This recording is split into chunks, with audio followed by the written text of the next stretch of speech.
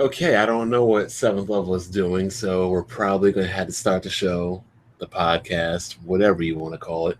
We're going to have to start without seventh level because I don't know what he's doing. So give me a minute. Let me pop open this Gatorade, get something to drink, get my game face on, and reading the comment section already. Yeah, so it's already pretty hateful. Maybe that's why we call it the podcast of hate. But hope you guys enjoyed your weekend. Today is my last day of my vacation, unfortunately. Unfortunately, I have to go to work tomorrow, and nobody likes work, but hey, you got to do what you got to do. Nothing's free in the world. Can't eat for free. Can't live for free. Can't really do anything for free, but hey, it is what it is. So originally what we were going to talk about is a whole assortment of things. Before we even get into that, let's give a little shout out to the Weapon Wheel podcast. Man, I'm speaking like mushmouth right now. The Weapon Wheel podcast. Broken Games HD. Check it out. If you like it, you like it. If you don't like it, well then guess what? You don't like it. But I find it pretty funny that there's actually a group of people who didn't know what a weapon wheel was and thought the last time a weapon wheel was used was Resistance Fall of Man, and you can clearly tell who plays games and who doesn't. So what we were going to talk about today is we're going to talk about the cloud, DirectX 12, Gamescom, frauds. We're actually going to talk about that $100,000 fight because everybody really wanted to see that. The community then and now, and a little buy and sell of what you would prefer between one thing or the other, because that's always fun. People always like to see and differentiate people's opinions on things. And Seventh still has not gotten back to me, so I really don't know what's going on with him. But hey, man's got a family, man's got a wife, maybe he got a little busy. Who really knows? We'll check one more time to see what he's up to. Still no answer.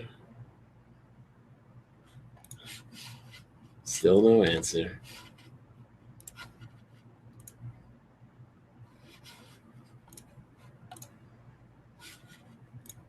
So anyway, let's get this thing on the road right here, because I know a lot of people probably want to talk about the cloud and DirectX 12. I believe they came out with an article today saying that DirectX 12 will be giving about 20% gains on the PC, possibly higher. I think I heard one developer say 100,000 or 100,000. My mind's on the fight, I'm sorry. 500% gains and everything. But you know what? We've been duped so many times in gaming, so many vertical slices, so many watchdogs, so many systems coming out praising that we're going to have 120 frames per second. There's a lot of bull shots, a lot of crap in the gaming industry. So I pretty much go on the philosophy that until I see it and until I play it, I don't believe it. Period. Look at Batman on the PC. You would have thought it was going to be amazing. You look at all the NVIDIA videos and the whole NVIDIA GameWorks and all the special effects and it running at 60 frames per second.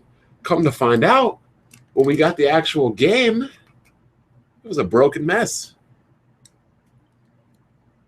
Not only that, but it didn't even run at 60 frames per second. So again, I will believe it when I see it. And if it happens, more power to them. I'm always for the advancement of games, technology, and pushing forward, but I don't trust these companies. I don't trust them as far as I can throw them. And you know my philosophy and my views on things. I don't believe there's a game that is worth a day one purchase. I don't believe there's a game worth pre-ordering. Because again, like I said, these games can come out broken. They can come out shattered glass. You really don't know, and you really can't even tell. I wish we lived in an era of gaming where things weren't like that, and we could just go out and buy a game and hopefully hope that it works. But unfortunately, we don't live in that era. It is what it is. Now, a lot of people are asking me what I'm playing, and we already know what I'm playing. I'm playing The Witcher. In fact, I'm actually playing it right now. But as far as things such as Gamescom go, we already know what's good with Gamescom. I already talked about that. I wanted to get 7th level's thoughts on it, but 7th level is not here. And what is he doing?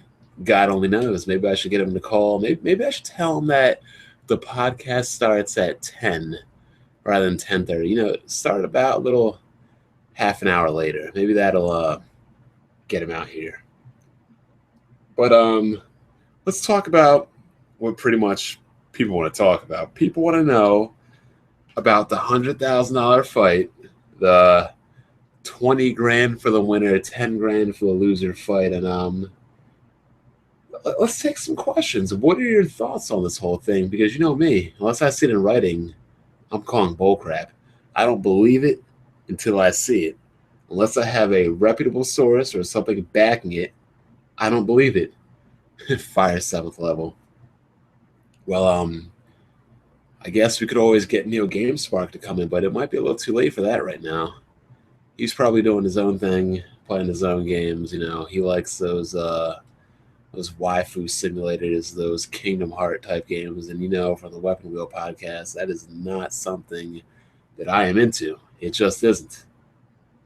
But if you have any questions about this whole the whole fight, the whole beef, clowns like I Am Iron Wolf making fake gamer tags, brand new gamer tags, try to discredit me, Neverland 980 Ti's, go ahead. Speak your piece.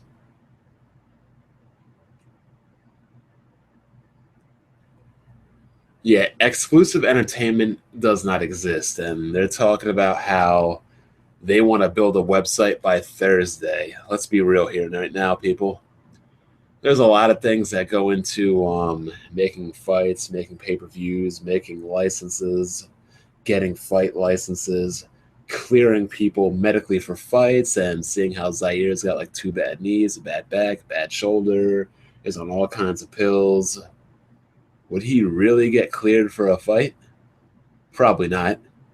And then again, we also have to factor in the time of, am I really going to waste my time for a man that has a clear pilot or a palate or pilot with me over some video games, right? Over video games. This is what it really has come down to, people. Over video games. I really can't understand why. Oh, look, is that 7th level? I hear movement. What's going on in this bitch? 8 minutes late. We're doing Black Man time? Fuck you. I actually thought I set it to 10:30. Apparently I set it to 10 though. Oh well. Didn't realize it. But making his late entrance, everybody, the 7th level. Yes. He had to comb his beard and brush his hair. No. I had a long day of school clothes shopping for 8th. I get home, I sleep for a couple hours because I am on 3rd shift, don't you know? And I get up to do this stream, and I notice my laptop and my microphone are gone. Did the PC Neverland Fairy take them? No, the 8th fairy took them. I had to go upstairs and get them out of his room, come downstairs, hooked it all up, turned it on, and I get blindsided by shit-ass Windows updates. So I've been sitting here for the last 10 minutes waiting for all these updates to run. So that's where I've been. Well, at least the 8th fairy, he exists, and he's real at least. I mean, I don't know if he brings you like 4 Titans or 2 980 Ti's or anything awesome like that, but no, he doesn't bring me $40,000 boxing deals neither. It was 100,000. You're 60 off. Well, I was talking about the 3. I'm not talking about all the other little people that were involved. I'm talking about you, Hard 8, and Zaire. Oh my God. I mean, since the comment section's talking about it pretty much, we might as well start out getting to that. What did you think of this whole $100,000 fight with no pay-per-view or fight license or any kind of people that would actually be able to clear fighters, especially Zaire, who's allegedly been shot 8 times, is on tons of medication, including dick pills, has 2 bad knees, 2 shoulder surgeries. Like, first of all, he'd never get cleared. But overall, what do you have to think about this thing? Well, I reckoned that it was bullshit the minute I saw it. You know, it just didn't make any damn sense why anybody, regardless of whether they'd ever promoted a fight or not, would pay that kind of money to, you know, smaller side YouTubers to get into a boxing ring. It didn't make any goddamn sense. And you know how I am when something piques my curiosity or someone with the proper motivation, I do a little digging. The proper motivation. I mean, I Yes. went. All I did was ask his Dick Rider Legion Brigade. Give me the paperwork. Like, we can't give you the paperwork unless you agree to fight. I'm like, so I have to go into a verbally binding contract without ever seeing the contract, because that makes real sense, doesn't it? Yeah. And I kept hearing, oh, well, Zaire already talked to him and he already emailed. Like, okay, well, Zaire talked to him and emailed him, then, give me the phone number and give me the email address. And the website I got, they promoted parties, they promoted like events and comedy clubs and music and like celebrity meet and greets, but nothing about fighting. And they had a Twitter and, a Facebook and a YouTube. Nothing about fighting. But hey, you know how it is with some of these people, man. They will fraud until the day they die. Oh, well, it gets better than that. It gets better than that, as you already know. But we'll let the audience in on this. So, I watched both of Zaire's videos, and, I got the tweet or I saw in the comments where Bond had posted the website they had given him. Well, on one of the videos that Zaire had uploaded, he also had a screen capture of a chat that he had with these people, and it mentioned, "Oh, well, we're actually building a brand new website. Here's the address for it." He gave the address, and I went and watched Hard Eight's video, and Hard Eight's video showed footage of a chat that he had with the alleged promoter or someone involved with it, and it gave the Xbox Live account of the person that had chatted with him. Uh-oh. Because we all know that when you when you're making a deal where someone can potentially earn $100,000, the best place to do it is on Xbox Live. Yeah, we don't use business emails or anything like that. Nah, that's outdated. No web conferencing or anything like that. You do it on Xbox Live. So anyway, I took all this information that I had, and I just started looking at it like anyone with a brain should have.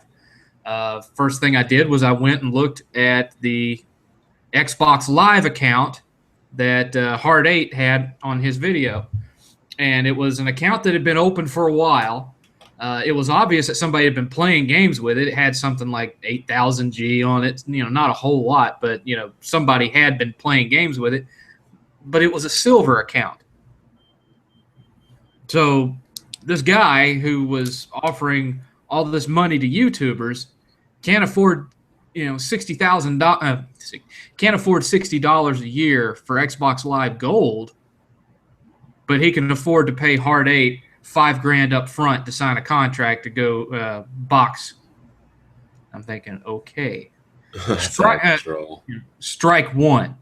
So then I went and I looked at the website address that you gave me.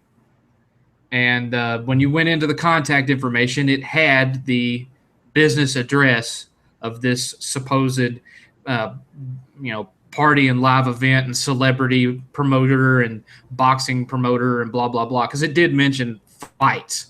That's all it said. It didn't say that they had promoted. It didn't have a list of any actual events they had actually hosted. It just said fights. But I went and I looked up the address that they had listed in the contact information, and long story short, it pointed to a strip mall behind a Walmart in Omaha, Nebraska. Oh God! Right next to a UPS store and a tanning salon. So this multi-million-dollar promoter or whatever that had run all these parties and all this shit, and had all these ties to celebrities, and just happened to have ties to the performing artist that Hard 8 had used the music for in his twerking video. That was actually a little random that they all of a sudden the person whose music he used was going to be magically in a fight. Right. It was going to be a fight with some rapper, sure. But, this big, well-known, established promoting company was running out of a strip mall next to a tanning salon behind a Walmart in fucking Nebraska. I was like, okay, strike two. So finally, I went and I looked at the website address of this new site they were supposedly building, and there was nothing there. It was a blank URL. It had been purchased. The URL had been purchased, but no site had been built on it. So I did a Who Is reverse search on it, and the Who Is reverse search on it pulled up an individual's name, who I'm not going to list them by name because that's doxing. But hold up. Is it a person in the YouTube? Well, it's got to be, but is it anybody's name you would recognize? It was not a name that I would recognize as a YouTuber.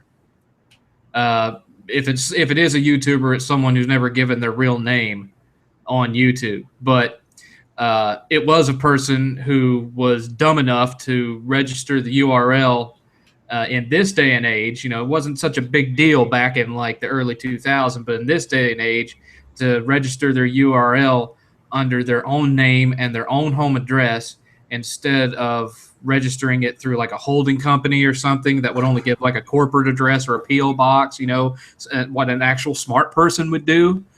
And so I went and it was listed as being in use for this Exclusive Entertainment Incorporated or whatever.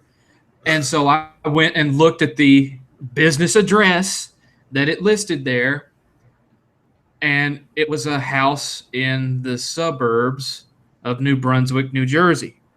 Ooh, that's pretty close by me. It was a little, and it wasn't like a McMansion or anything. It was a regular middle-class neighborhood, and just this little, you could look at it on Google Maps, just this little house with some pretty trees around it and everything, it's just a regular. You could even go down to Street View, take a look at it, zoom around, look at it. It was just a regular, middle-class home. And I did a little more digging about this individual whose name was listed there. And he's a DJ for hire who does weddings and parties. You know what? Now you told me it's in New Brunswick. At the end of this, give me all that information. I'm curious because that's not too far from me. And again, let this be a lesson to you morons. We can find you. We can get you. You can't. I don't even have to give it to you. Just go and do a Who Is for that exclusiveent.com. It'll give it to you right there. So anyway, he's a guy who runs a DJ business out of his living room, who does weddings and parties and stuff. I think his professional name was DJ X 101. Okay. His business was tied to an America Online email account. Oh, going way back. Oh yeah, and he's going to be he's going to be able to run an event that's going to pay out potentially after pay-per-view revenues and ticket sales over $100,000 to all the fighters. Right. Ring of Honor and TNA better watch out. Oh yeah. I'm not even sure at this point that Ronda Rousey is getting $100,000 for every fight she's in, but I don't know. I could be wrong about that. I don't know how much the MMAs and all them make these days, but definitely sounds like a TNA event. Yeah, what aren't going to get paid afterwards. What it sounded like was a friend of Zaire's pretending to front as a big ass promoter. To what end, I don't know. I mean, what was the end game for him to have you guys agree to a fight and then not be able to actually promote anything? I don't know. No, what it is this. It's a person in Jersey, so it's one of Zaire's boys. And that's exactly what I said, because I remember my original tweet was, look at these clowns trying to promote fake fights to try to scare people. Like, you see the one guy in the chat, he goes, so does that mean you get the balls to fight him? All these people want to know is, would I fight him or not? It's just a giant scare tactic. Right. And the whole time that I'm looking all this stuff up, of course, I got Tim Dog tweeting me about it. Trying to convince me of what a great honest upfront guy Zaire is, and how long he's known him for years and years, and he's known him on. And I was like, do you really know him? You know him on YouTube. You know him over computer chat. Have you ever been to his house? Have you ever hung out with him? Are you his neighbor? How well do you really know him? Not well enough to see a $12,000 PC.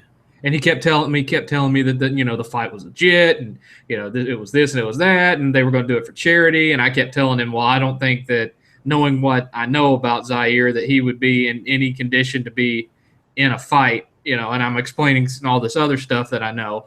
And eventually he was like, well, I don't judge anybody, and I'm just going to go. So he finally backed off, and I took all that information that I dug up, and I sent it to you, and I sent it to Hard 8 Times, with the exception of the dude's real name. And I don't remember if I gave you the dude's home address or not, but I didn't look at it. Yeah, I probably got to look. Then I went over to after I posted to Hard 8 and posted to you, I went into the comments and Zaire's video, and I posted something like, how in the fuck is a DJ in New Brunswick, New Jersey, who does weddings and parties, going to afford to pay you guys and to pay a bunch of YouTube nobodies $100,000? And I the video got deleted right afterwards, right? And I posted a couple other comments in response to other people in there, showing that I know who this guy is, and I know what he really does, and whatnot. And I went and watched a YouTube video, and I came back, and his vids were gone. They got found out. So there for anyone who's curious, there is the real story behind this Neverland boxing match. Neverland Productions, people, or promotions, the Neverland Wrestling Entertainment Federation I don't even know. Oh my God. Yeah. It's crazy how far these morons will go over video games because they get their feelings hurt over plastic. And it's crazy how dumb these people are to actually go ahead and then believe it. Because I was in BG's podcast, I think yesterday or the day prior, and they were asking me, why do people believe in these lies? They have to know they're lying. Why do people believe in them? And I made this analogy because my friend's girlfriend said the same thing. She's like, listen, it's like if I ask, Tim, who's my friend, if I ask him, hey, baby, do I look good in this? And I look awful, what's he going to tell me? Oh, baby, you look fine. You look great. They know they're being lied to. They know they're being deceived. They're just a fat, ugly girl that wants that positive reinforcement. They know they're the fat, ugly girl. They know they look awful, but they want to hear that they look okay, that, oh, everything's all right, baby. You look fine. Well, it's not just that, but it's also part of the way that the human mind works. See, let's say, for example, that at one of your previous jobs, you got into a fight with a coworker, and the coworker and you got pulled apart before any real damage was done. But somebody later on in the night asks you what happened, who wasn't there, and you spill this, big fish story about how you put him in the hospital and he'll never see out of his right eye again, and all this kind of elaborate shit that makes you sound like a badass. And so then another person asks you about it, and you elaborate on the lie because they ask you some questions trying to disprove you, so you have to tell more lies to back up that lie.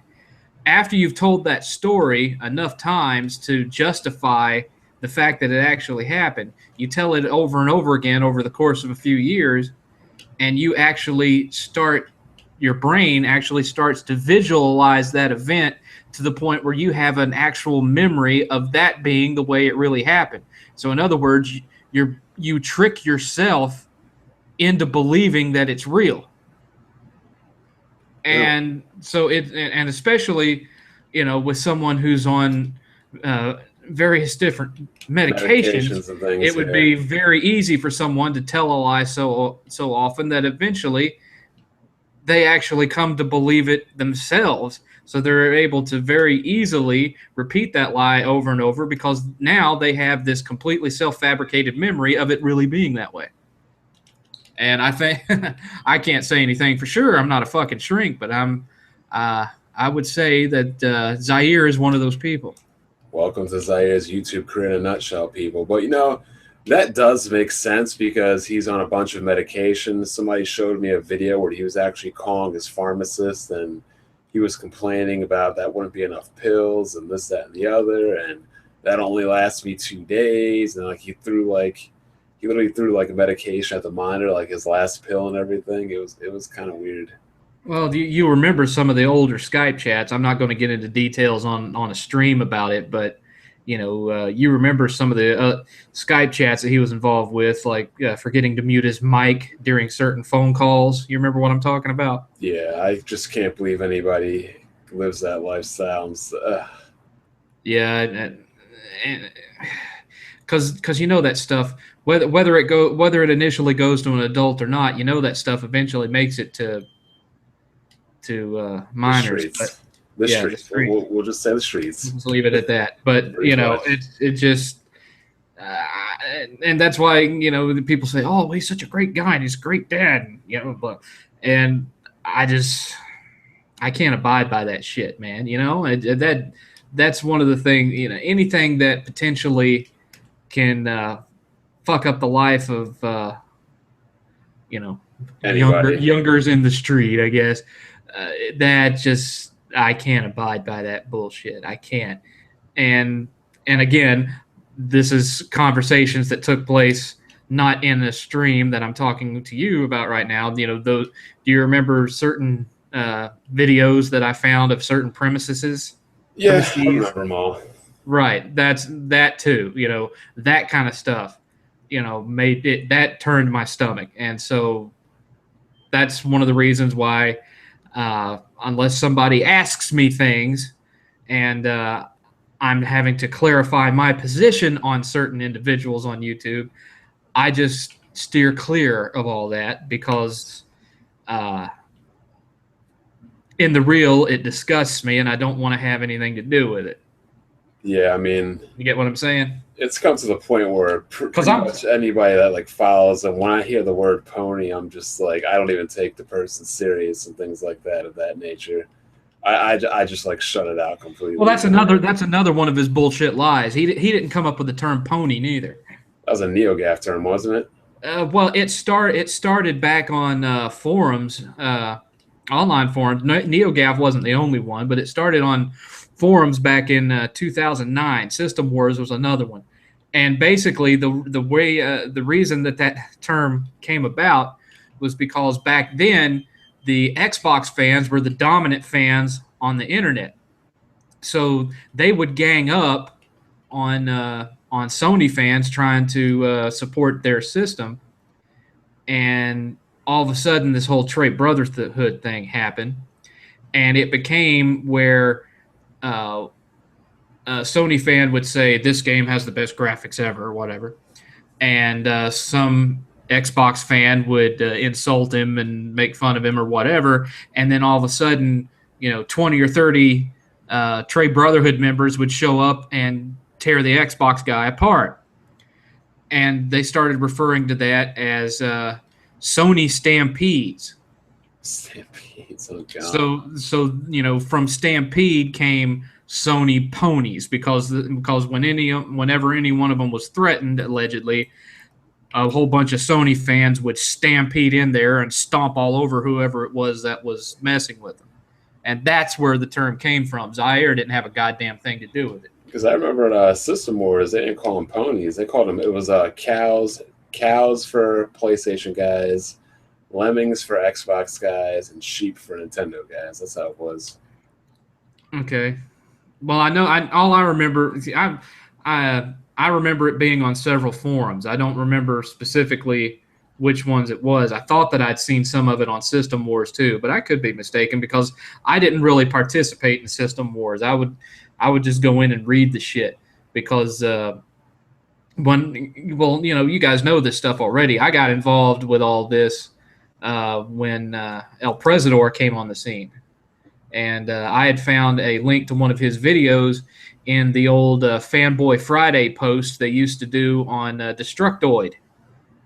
And that's where I found El Presidor, and I sat and watched his videos and watched him do all this Trade Brotherhood stuff, and that's how I got involved. I never really got involved in the whole System Wars and NeoJath and all that. I would read the comments and the posts in the forum, but I never actually created an account and posted in there.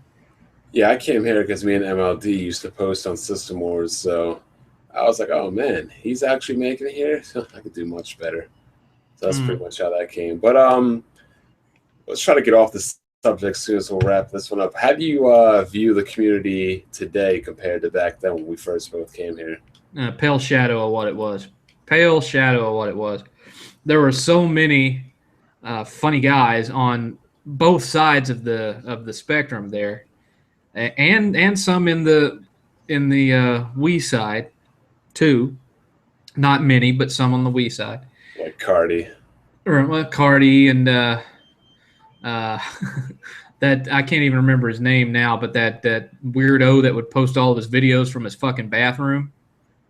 I don't remember his name now, but he was the one that said he was so full of shit that he couldn't stand to be more than 2 feet away from a toilet, and that's why he did all his videos in the bathroom. But I can't remember his name. He looked like he was doped out half the time. He looked like his house was a crack house, but but he was funny.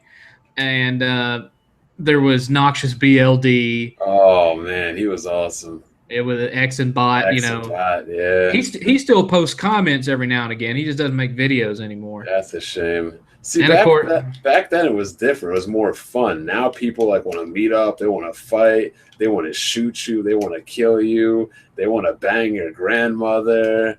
It's just out of control. Right, and it was people from all walks of life, and now it's all. It's the hood.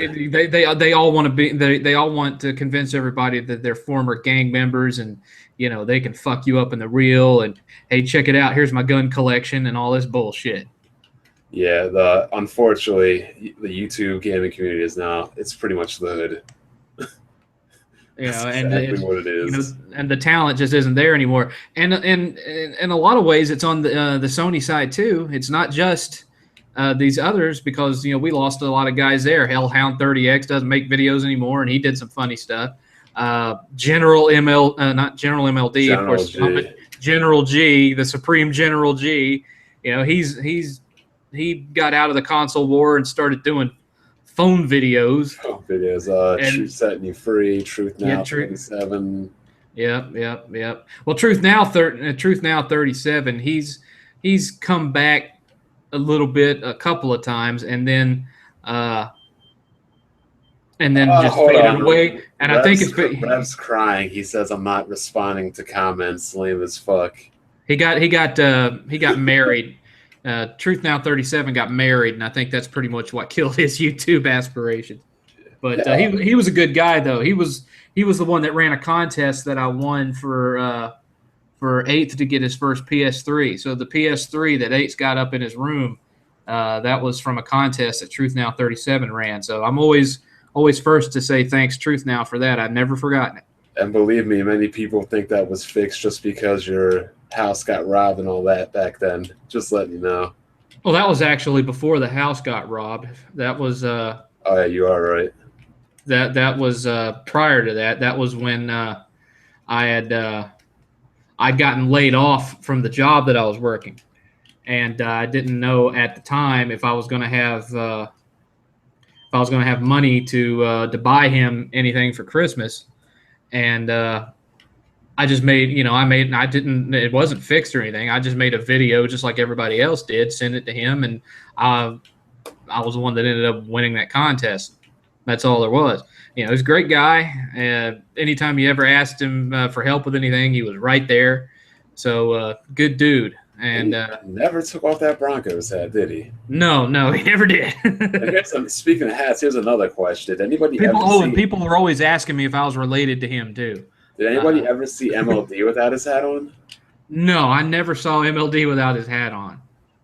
That's wild. And in fact, I think I only ever saw one video from him where he stepped out of that little music room with all those music books and keyboards and shit in the background. And that was when he was showing off his gaming area, which wasn't really all that impressive. Not impressive by your standards. Now what's up with Rev? What is it that he's commenting on that he's upset that we're not answering? He says we're not answering questions, but we normally answer questions towards the end, things like that. But speaking of Rev, how come we don't get any skits with Dumars anymore? What's good with that, Rev? That is true. I remember the skits were like Dumars would pretend to be MLD, and he was in the chair. Yeah, the best part was when Rev came in, he's like, "Get the fuck up, MLD," and Dumars sat up real quick, and the chair was still stuck on his butt. Yeah, wasn't that also? Was that? I remember another. Was that the same one where he was like being sent to Trey Brotherhood boot camp or something? Yeah, it was recleansing or convergence centers or whatever they were called. Right. The conversion center. Yeah. Oh man, YouTube was so much fun back then, man. And like back then, like you actually send video responses, and it wouldn't be out of the question for people to make responses back and forth to each other like 3 times a day. Oh like yeah, it was back and forth. Well, it was a lot easier back then too because you actually had the post a response video button, which you don't have anymore. Rev says you would post it. Well, Dumar's playing those kid games with his kid that he used to make fun of me for playing with my kid. He's learning a little now. You get a kid once your kid gets to where they're video gaming age, you don't get to play your Call of Duty quite as much as you used to. And there ain't nothing wrong with that. It's a good thing to be a dad and play games with your kid. Looks like Rev's getting a little jealous. Why is Rev getting jealous? What's he jealous of? He was making fun of Dumars. He says him and Dumars don't talk anymore on the real. I mean, that's what happens when you grow up, man. It's getting tougher and tougher for me and my friends too. Life, jobs, girls, moving around. Well, you think you meet guys and you say, these are going to be my friends for the rest of my life. And they can be friends with you for years and years and years. And then you'll have a life-changing event, never talk to them again, never see them again. And I can kind of gauge my life looking back on who my friends were during that period of time. So it's like, okay, well, I was living here and these were my best friends. And then before that, I was living here and these were my best friends. And I don't talk to none of them no more because once these life-changing events happened, that caused splits that none of us, for any intentional reasons, couldn't get back in touch with each other, and it just ended. And a couple of them here and there I've reconnected with over Facebook or whatever, but for the most part, I couldn't point to any one friend that I have now that I've had all my life. Not a single one. Most of my friends are still all-time lifers, but we don't get to hang out as much anymore. So it's like we make the AC trips like every couple months to try to get together, but it's definitely not the same as like you get off the bus. Hey, let's go sit around N64 and play 4-player GoldenEye. And that's one of the big things I was trying to explain to Nintendo fans. Like, you guys don't want online in your games and things like that. It's like you can't just do that anymore. Like those days are over. Yeah. Like if you're a grown ass man, like are you really gonna call like, yo, you guys want to come over and play Mario Kart? Like really?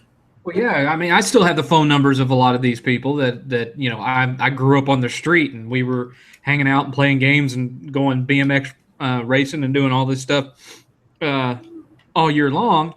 And I still have their phone numbers. I still have the contact info.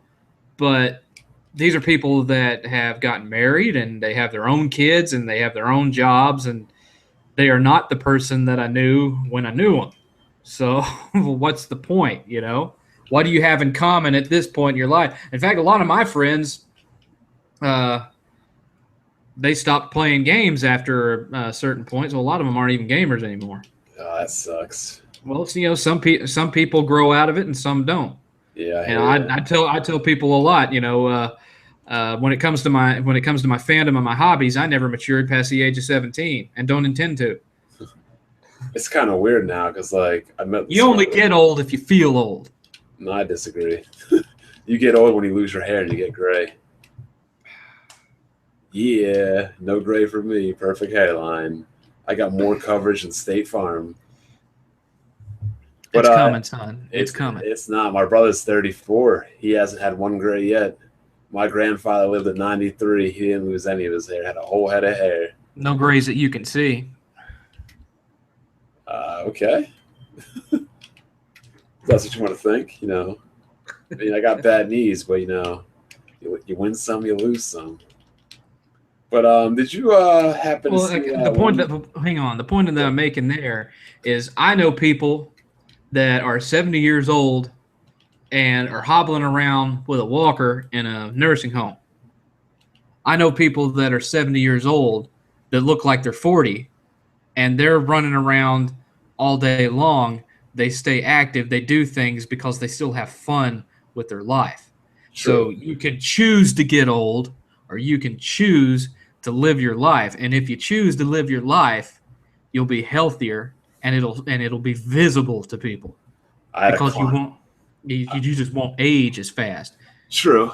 I had a client at work before vacation. She wanted some we give some services free for like seniors and things like that, and I wasn't giving it to her, and she got all pissed off. She was 93. Swear on my life, she didn't even look like she was 60. Exactly. And on top of that, you look at all these stories of people that have been married for 40, 50, 60 years, and one of them dies, and then the next one will die within like a year or two. You hear that story all the time, and it's because once their spouse has died, it's taken the joy out of their life. They're not loving life anymore because they miss their significant other, and then they just give up and fade away. And you can just see them growing old faster than they were before, and then they're gone. It's not really something I think that science can explain. It's a spiritual thing. Yeah, my friend died when he, growing up, you always had the one friend with the hot mom. Right. This is my one friend. He passed. Your MILF friend. Yeah.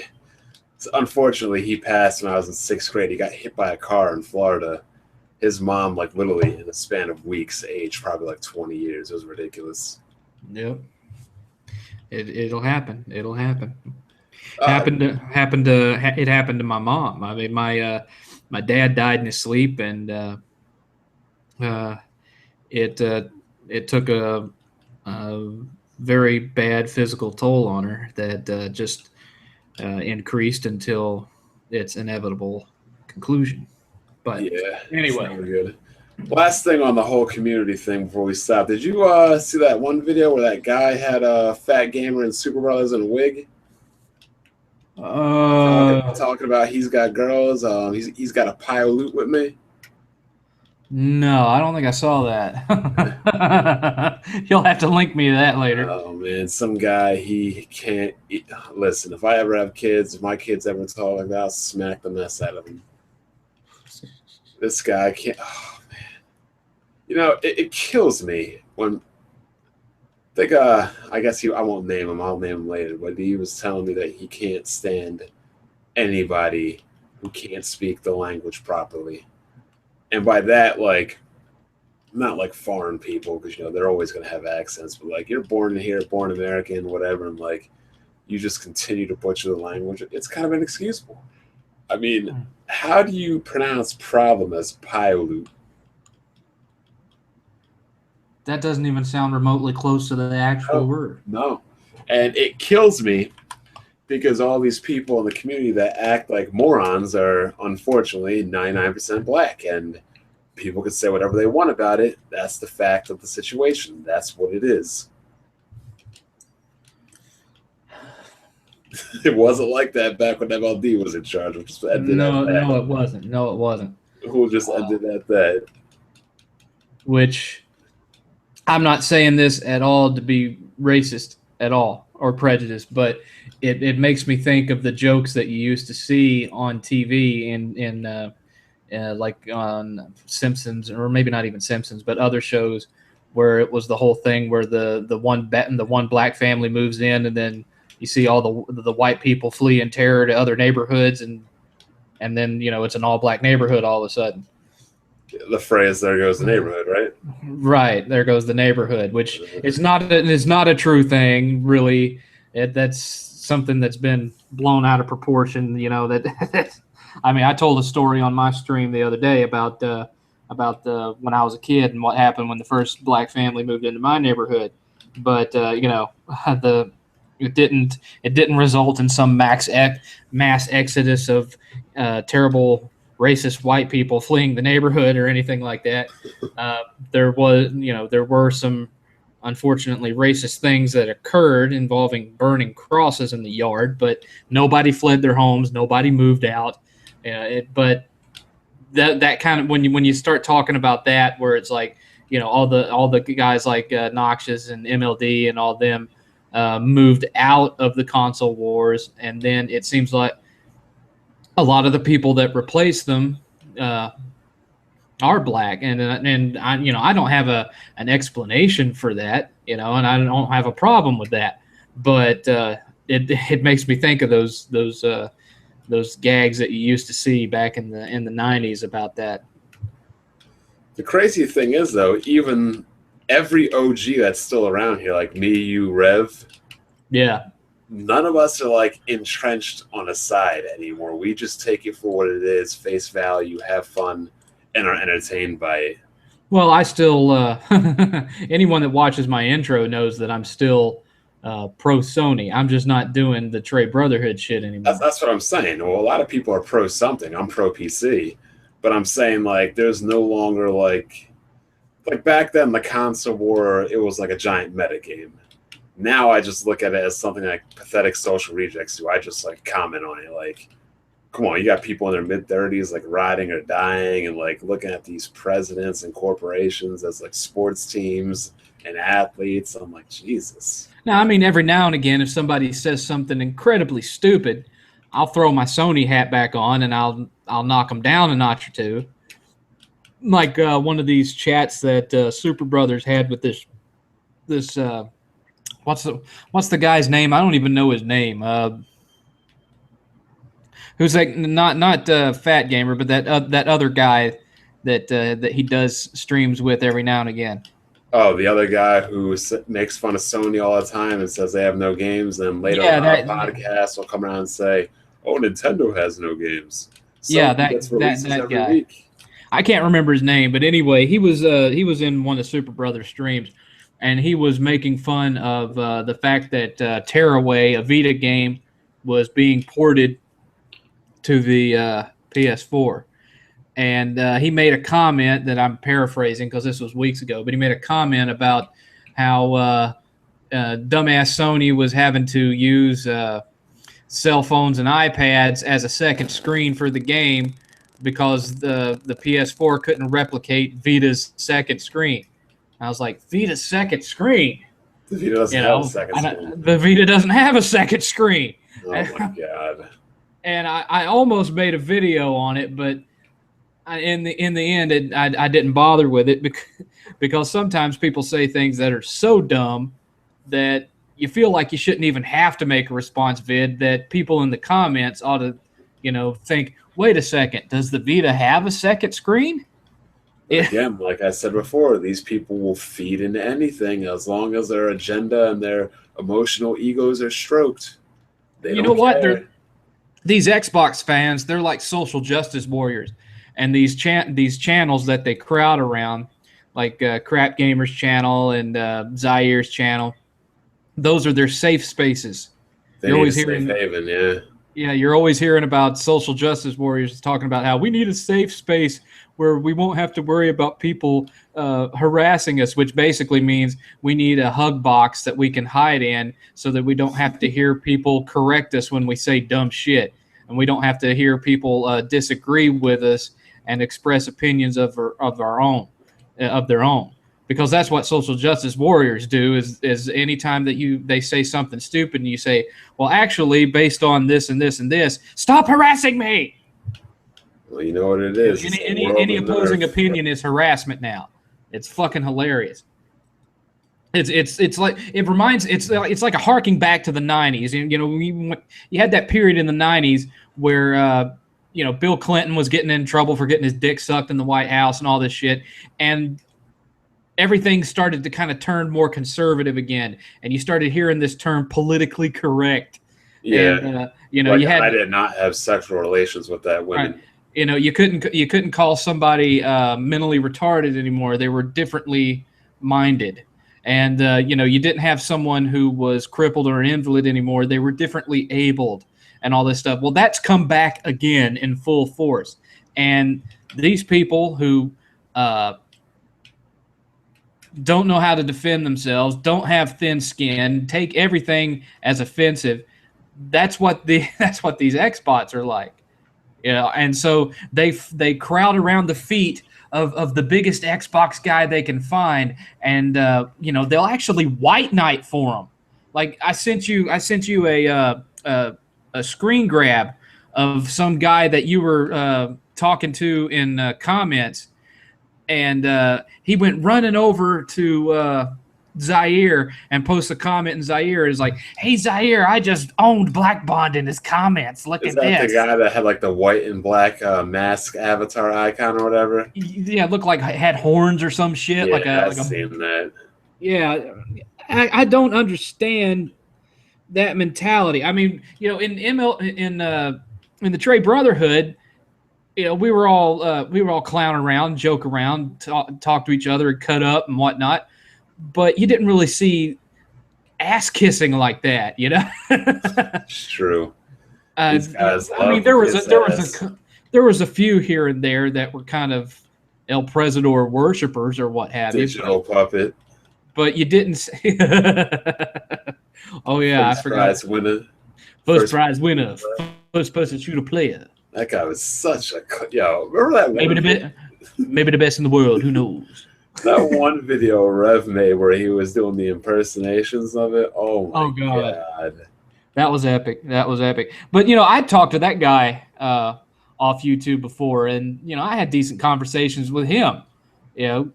But I never saw there was ass kissing in the Trey Brotherhood, but I never saw it on the level of these guys that crowd around the feet of these new Xbox guys like dogs begging for scraps from his table. It's pathetic, and I just have to laugh at it. It's mind blowing to me that they would develop this cult of hero worship around these guys to the extent that they do. They're calling us a Sony fanboy podcast. That we've never talked anything about Sony in here yet. So you keep on crying. Yeah, well, and then you go to like Super Brothers, and he's like, I don't care about all this shit. I care about gaming. But everything that he talks about in his podcast is people backing up that Sony sucks. So he'll be sitting there and he'll be reading the questions that he gets, and and all of the questions are shit like, how retarded are Sony ponies? They're like, they're very retarded, Alex. That's all his podcast is. He barely talks about games in his podcast.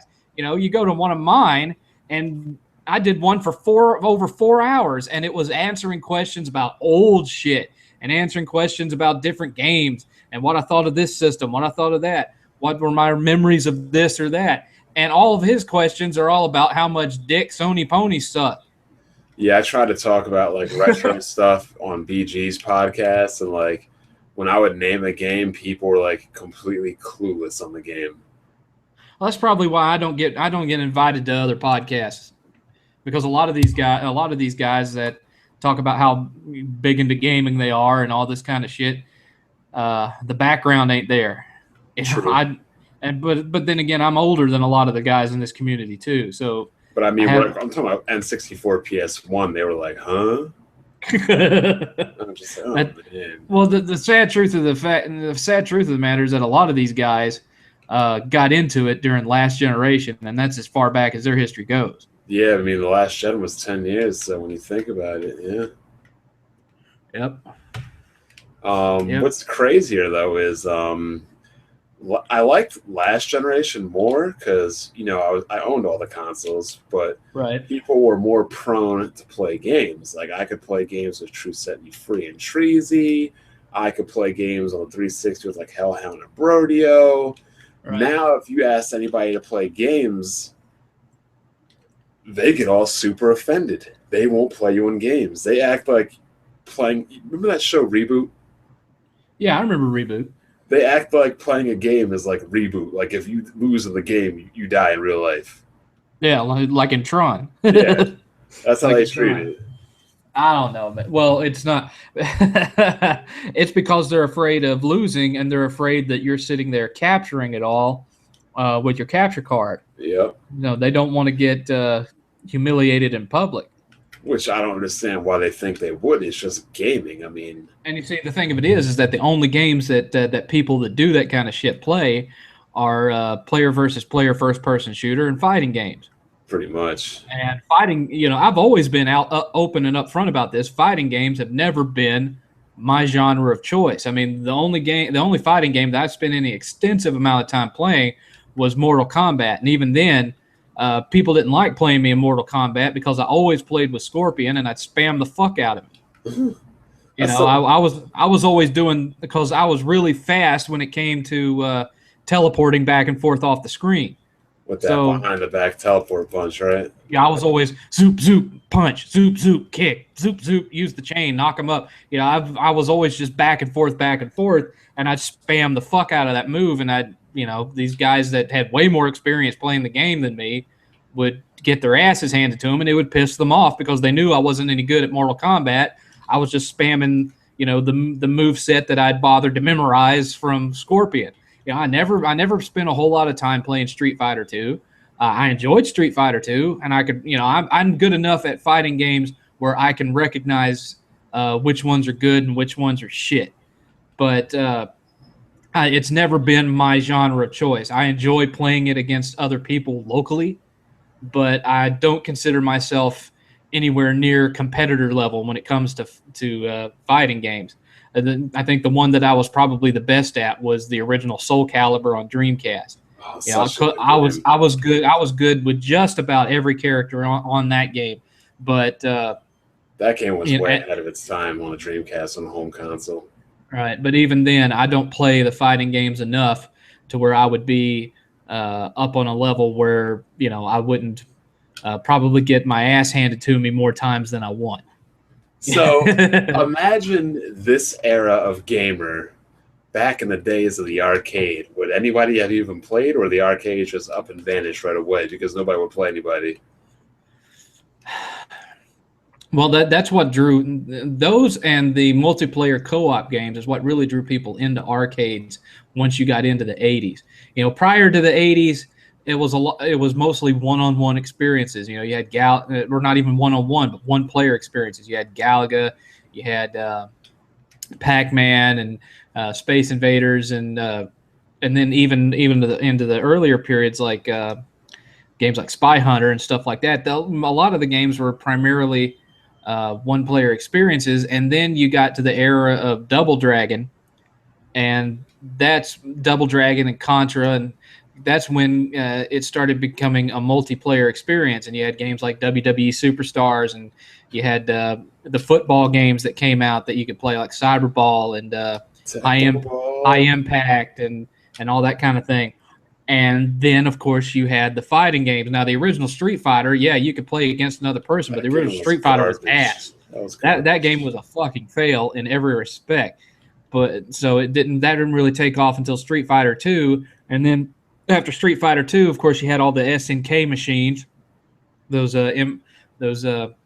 multiplayer Neo Geo machines that you could pick several games from, and all these Neo Geo fighters.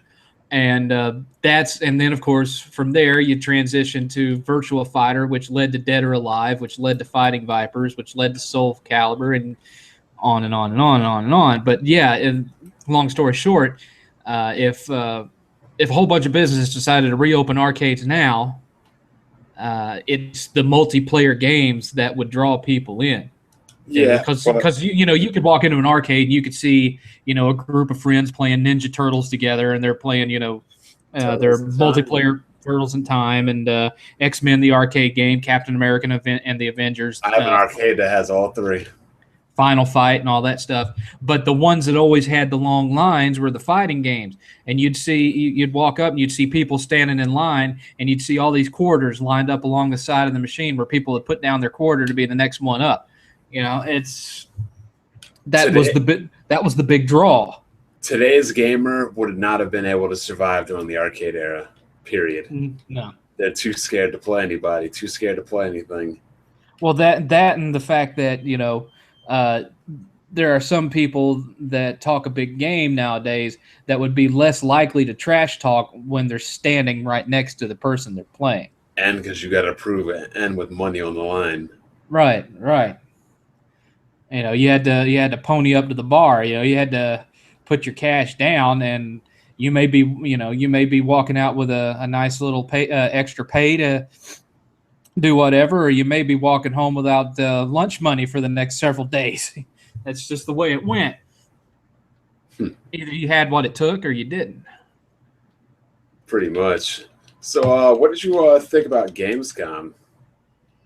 Well, as I said in my stream that I did earlier, you're talking about an event that had one game that we hadn't seen before. They showed new footage of Tomb Raider. They showed new footage of Halo 5. They showed their little touch keypad for the controller. They showed about how they're adding DVR to their cable box. DVR to the cable box. And then they showed Halo Wars 2. That was the only new game they showed. And all these Xbox fanboys, especially Tim Dog, kept telling me, "Oh, Gamescom's going to blow you guys out of the water because y'all don't have any games, and that's why you're not bothering to go." Well, they're not bothering to go because Sony has already dominated Europe, so they had no reason to show anything. Why waste money when they're already the dominant platform in that region? Microsoft had everything to gain and nothing to lose at that point because they were the losing platform. So, of course, they're going to try to show everything they have to get people to actually buy the Xbox One in Europe. But Sony's kicking ass in Europe. They didn't have to worry about Gamescom, especially when they were able to just show videos of stuff. They didn't have to put on a conference. They kind of pulled a Nintendo Direct and just showed some videos of shit. Like they showed new videos of the Horizon game and stuff like that. But I think Horizon looked like the most polished game out in E3 and recently and all that. That's new. Yeah, I would imagine that one's probably going to be like a quarter 2 2016 game, somewhere around in there. The one that I'm still waiting to see is whatever Sony Santa Monica's cooking on. Because they haven't really. Corey Balrog or whoever it was had made a joke about that they were working on a new God of War, but the tone that he used, you couldn't really be certain if that was really what they were working on. So I'm curious to see what this big game that they're working on is. That's the one that I'm really excited to see because we already know Uncharted is coming and all this other stuff. But again, Halo Wars 2, a game that nobody asked for. I'll take it because you know why? It's being made by a Creative Assembly that people. Well, I know. I'm not saying it ain't going to be awesome because it's right. It's made by people that are very good at that particular genre of game. I'm just saying the original one did not exactly have a huge fan following. I think over the course of the entire time that game was available, it sold like 2 million copies. So it was like a modest hit. That's pretty decent for an RTS on console, though, man. Yeah, but how much of that was because of the game being good, and how much of that was because it had the word Halo in it? That's true. I never played it. I just can't. I couldn't play that kind of game with the controller. That's a mouse and keyboard kind of game. Yeah, exactly. That's why I haven't really gotten into RTS that much on consoles. It's you kind of gotta have a mouse and keyboard so that you can highlight multiple troops and whatnot for mass movements and placements and all that kind of thing. And I know that they tried to do that on PS3 with the PlayStation Move, with that game Ruse or whatever it was, it didn't work as well as advertised. But again, they had that one new game. They showed footage of everything that had already been released. And then the one thing that everyone was super excited about, it wasn't Halo 5. It wasn't all this footage showing how great the graphics were. It was a game that's not even finished yet. And they were excited about the destruction from the cloud thing with Crackdown 3. That's all you've heard about now. I don't see them talking about Halo 5 or talking about Tomb Raider. They're all talking about that footage because, here's our proof that Xbox One is more powerful than PS4. They care more about trying to one up Sony fans than they do the actual games that they're buying and playing. Yeah, I mean, when I look at a lot of Xbox channels, they don't really talk about what's good Xbox this, what's good Xbox that. They mostly seem to be complaining about what Sony's doing and how Sony's handling things. Right. But you won't hear them talk. You won't hear them talking now. These same people that were like, Gamescom's going to show you all these new games that Microsoft's got coming out. It was the same fucking shit from E3 with one new game. And so that destroys their whole narrative. So now they're focusing on this Crackdown thing. They're not talking about how Microsoft is going to bury Sony in games anymore. They're talking about how the power of the cloud is going to bury Sony. Well, so let me explain something to you. I think the cloud. I predicted all this shit years ago. I told everybody that eventually processing was all going to be on the server and the game was going to be streamed. Not just certain computations, all of it. Eventually, you are not even going to have a real graphics card in your console. You're just going to have a video display that plugs into your TV, and all of the streaming, all the graphics processing, all of the computations, all of it is going to be on the server, and all you have is a set-top box. That's what's coming.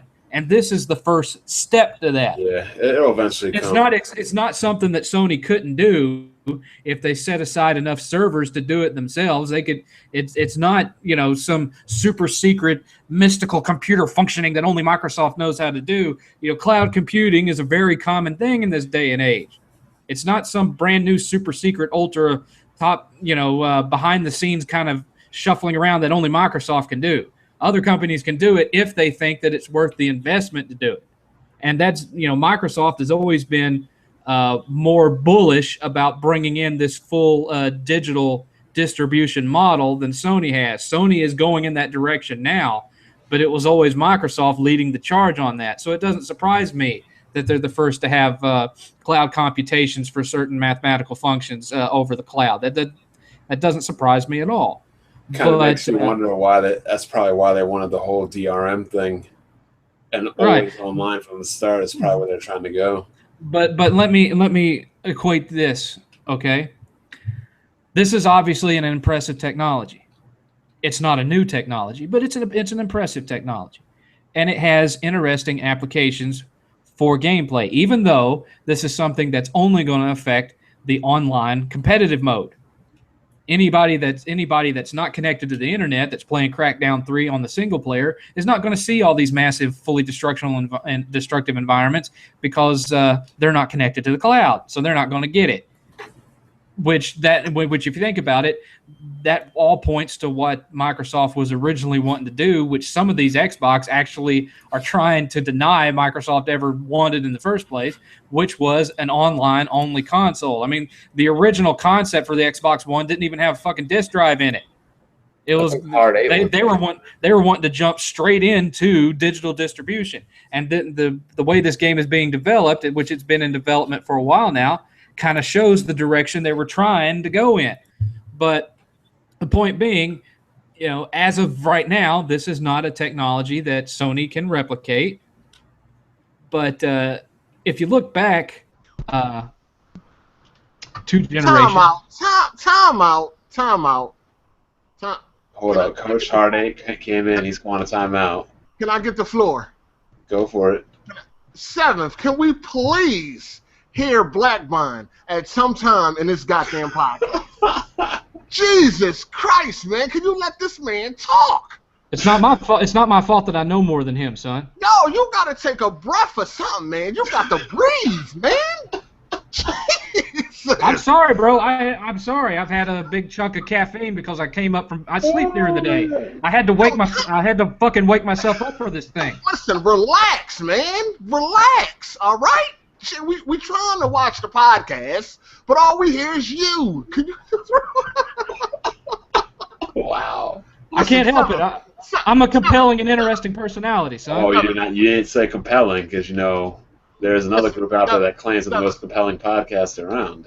We all love you. We all love you, Seventh. You know a lot about gaming, but please, man, just please. I tell you what. Let me just finish this one point, and then I'll shut up for a while. Is that cool? Can I finish this one point? Hey, I get what you're saying.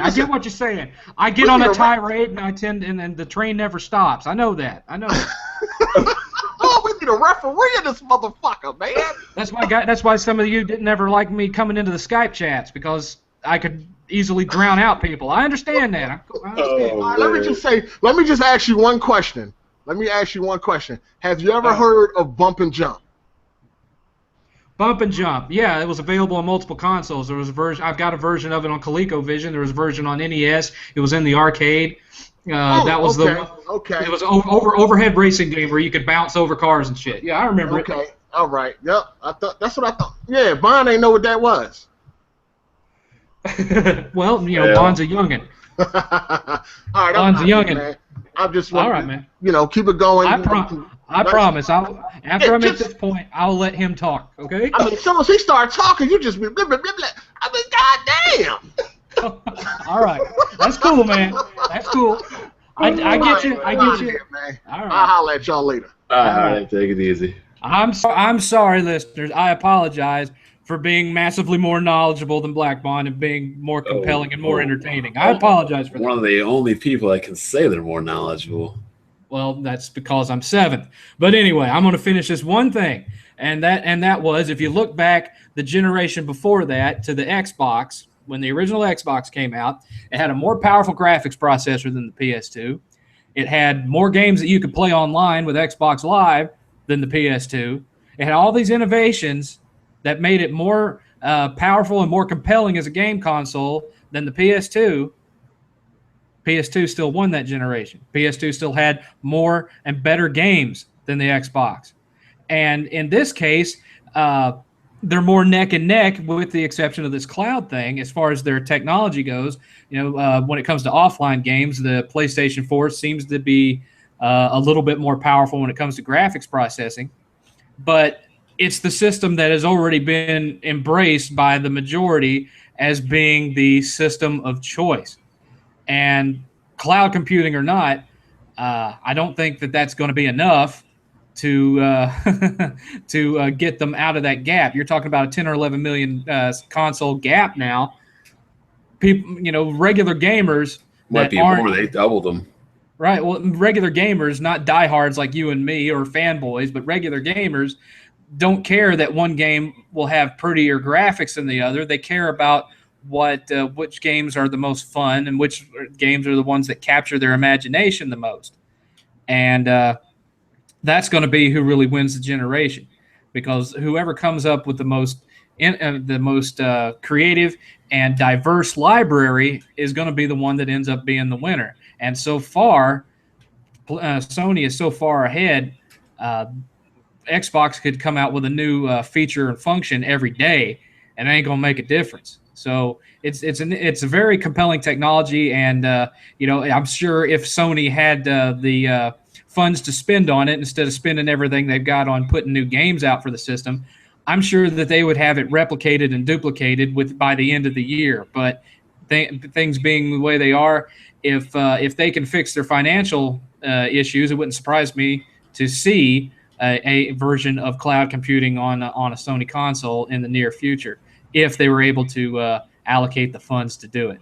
But I think right now they're focused on making new games, and that's the end of that point, and I'm going to shut up now so Heart 8 will be happy. Well, I mean, Black Bond, you have the floor. Appease Heart 8 with your gaming knowledge, sir.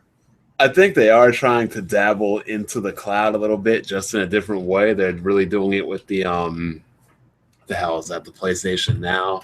Yeah. I really kind of think that's like an experimental test bed with pretty outrageous prices to me, but like, they can't just test it for free. To me, it's just a test bed. I like the cloud. I think it's a good idea. I think it will be better served in a massively multiplayer online RPG kind of atmosphere, that kind of game. I don't think it'll ever be, at least for the time being, really usable, for example, in like a competitive shooter, like a competitive first-person shooter or RTS or anything, because that's just adding in another variable to the game that could give one person an advantage or a disadvantage based on internet connections and things like that. You know what I mean? Oh, yeah. So let's say like you're in California, I'm in Pennsylvania, we're playing each other, and the cloud servers are based closer to me than they're based to you. Then I mean, like I said, Right. It's a good idea and everything, but like, Well, see, we'll see how it happens. Everything has to start out in its infancy somewhere. I think that's why Microsoft picked Crackdown to test the waters with, because Crackdown has never been a huge seller.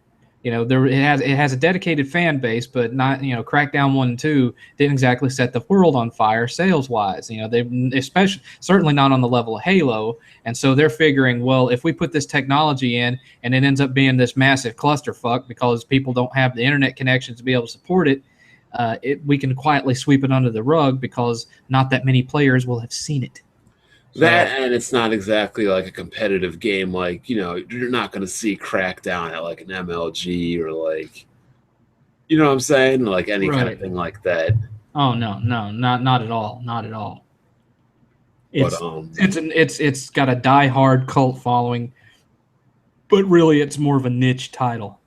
Yeah, but I'm interested to see what Microsoft's never had. I mean, I do like a lot of their games. They never had the broadest library or the biggest library, but one thing I do like about Microsoft is they push the envelope. They pushed it with Ethernet, excuse me, and broadband with the original Xbox. They pushed it with built-in hard drives. Yep. They innovated a lot of things with that system. With headsets. They take features and things off the PC and implement them into consoles, and they pretty much are responsible for a lot of features that consoles do have. So in that regard, I like Microsoft a lot. Well, there's no doubt that they changed the console gaming forever. They are the reason that console gaming is the way that it is right now. If it wasn't for them, PS4 would probably be the first online console at this point. Yeah, I mean, because they probably would have skipped it altogether with the PS3 if it hadn't been for the original Xbox. I'll say it right now. Since Microsoft has come in the game, they've been more innovative and more progressive towards and influential to gaming than Nintendo has. What is Nintendo? Original Xbox comes out. From the GameCube till now, what has Nintendo contributed that's long-lasting? Well, nothing, because the last major innovation they had, if you don't count motion control, wonders of motion control, would be Mario 64's implementation of a third-party platformer. But then again, Mario 64 was not the first third-person platformer either. They were just one of the first ones to perfect it and get it right. But even then, that was a 3D platformer that was only running off of one analog stick, so you had no control over the camera. So there was a lot of limitations to the way that game played, which is exhibited by sitting down and playing a game like Mario Galaxy, where you have a little bit more freedom of control. But it was a step in the right direction. And, of course, they were also the first ones to have a good functioning analog stick on a controller on a console. They weren't the absolute They weren't the absolute first, though, because, way back in the day, the Atari 5200 had analog sticks on their controllers, but everyone knows the controller on the 5200 was the worst gaming controller ever made. So Nintendo were the first ones to get it right. Pretty much, but yeah, like the GameCube didn't really innovate anything. But now they're all mired in. Go ahead. The GameCube really didn't innovate anything. I mean, I did like those shoulder buttons they had that clicked in. The Wii had motion control, so that's dead. So the N64 will always have like the rumble with the DualShock and the analogs. That'll always be its legacy. But since the N64, Nintendo, I don't care what anybody says, they have not innovated hardware really, or have made anything that can say it's long lasting. Oh, they've been on a downward spiral from the N64. The N64 marked the end of their dominance in the gaming sphere, and they've never been able to recover from it. And as far as the GameCube goes, most of the best innovations that came of the GameCube were actually by third-party developers, not Nintendo themselves. Like, for instance, the over-the-shoulder third-person combat of Resident Evil 4 that's now used in everything from Gears of War to Uncharted. You know, change the action genre forever. But Nintendo didn't have anything to do with that. That was a Capcom game. Pretty much. I mean, it is what it is. I mean, Nintendo just isn't Nintendo. What do you think of the... Actually, no, I'll explain what I... You know what, I'll ask you. Remember, you're the one that's supposed to be doing all the talking now. I'm trying to ask you questions, but then I realize I probably won't get to speak for another hour. But in regards, I'll try to make it 60 seconds or less if I can. I just think the NX is going to be an abomination, and it's going to fall flat on its face. I feel like the last 2 years of the Wii were nothing but Xenoblade, Pandora's Tower, The Last Story, and Zelda. I feel like the Wii from now to its launch has been nothing. So honestly, I remember 2010 or 2011, the Wii actually had a ton of good games, a ton of good exclusives, but that was really the last good year Nintendo ever had in console gaming. Mm-hmm. And I just don't think that they have any momentum to, like, if Nintendo hasn't been relevant since 2011, what makes them think in 2017 or 18, 6 to 7 years later, that people are going to be like, oh, Nintendo's back, let me give them my money? I just don't think it's going to happen. Well, you know, they tried to compete by putting out a comparative console with the GameCube, and it failed because of how late in the game it came out.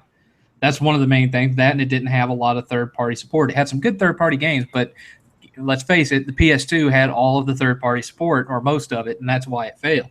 And because of that, that's when they had this mind shift of, well, we're not going to focus on trying to keep up with the other players in this.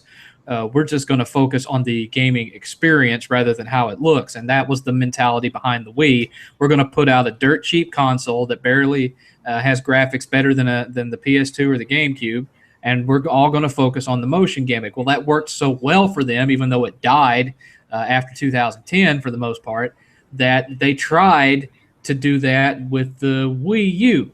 And so we're going to put out a system that's barely more powerful than the PS3 or the Xbox 360, and we're going to focus on the control. And what the Wii U really is, the Wii U is the console version of a DS. Yeah. Your TV is the top screen, and your Wii Pad is the touch screen. It's the same experience as playing a DS. So what they're really trying to do was recreate the success of the DS and the 3DS in a home console.